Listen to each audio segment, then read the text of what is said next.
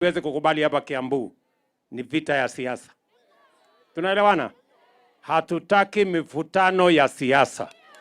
Hawa wananchi wametimiza sehemu yao, wametuchagua. Sasa ile deni tuko naye ni deni ya kuwafanyia kazi hawa wananchi.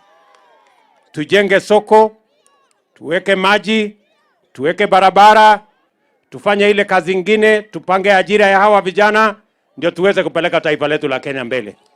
Na mimi nataka niwahakikishie watu wa Kiambu, hakuna mtu yeyote ambaye atazuia maendeleo hapa Kiambu. Hapa maendeleo Kiambu ni lazima. Mwenye anapenda, mwenye hapendi, hiyo ni juu yake. Hapa majumba tutajenga. Hapa soko tutajenga.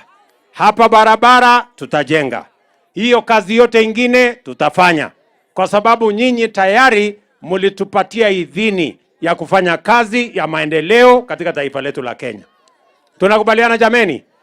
Munasema tuache vita ya siasa. Viongozi wote waungane.